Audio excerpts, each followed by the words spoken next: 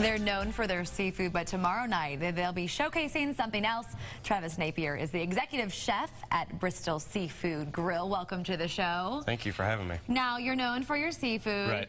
And your desserts. We do happen to have some desserts on the menu. And so you have a big event tomorrow night where you're pairing desserts with cocktails. Right. Tell us about that. It's going to be tomorrow night at 6:30. It's $30 a person. What we're offering is 6 or 7 just kind of smaller samples of some desserts paired with some crafty cocktails. And then we're also offering a $25 coupon for if you stay and eat dinner with us that night. So kind of advertising dinner or dessert before dinner type deal. Okay, so I think that's a good rule of thumb. Yeah. I think you should always have dessert before dinner because then you eat that big meal and you're like, oh, I don't have room. But when you see these desserts, you're like, oh, I should have made room. Okay, what do you have for us here? Okay, just a few samples of what will be on the menu tomorrow. Right here we have a almond Thule cup. So it's just some corn syrup, almonds in there. How'd you make it? We just kind of laid it on a silpat mat, a baking mat, and then formed it over a little ramekin cup that we have at the restaurant. So folks can make that at home? Yeah. Pretty easy? Pretty easy. It looks yummy. Yeah. I love any time that the container is edible. Yeah, it makes it a lot easier for whoever's eating. It's pretty and it's yummy. Okay, Definitely. what are you adding? In here we have the Espresso Mousse. It's just regular espresso coffee and some gelatin, lots of sugar, some egg whites. And what's the trick to making the right consistency with your mousse? It's a lot of it has to do with the gelatin. You have to make sure it blooms and it kind of gets full effect of what it really does best.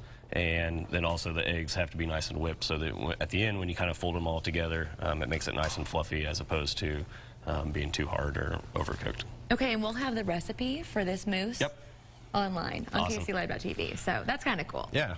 So what I've done here, I just kind of piped the espresso mousse inside of this little Thule cup. Good consistency is what we're looking for. Also ahead of time we just did this fig jam. So it's fresh figs, lots of honey. Is honey the most important ingredient to fig jam? Honey and sugar. Yeah. The fig, obviously, you want to kind of important too, stand the flavor out a lot. But the key is to kind of make sure you cook it long enough where it reduces by half and it makes more of that jam consistency that you're looking for. And it looks really yummy. And then what else? What other toppings do you have? Then just at the very end here, we're going to add these little chocolate pearls. What they are very similar to is kind of those 6-foot candies that you remember, or even like a chocolate-covered Rice Krispie.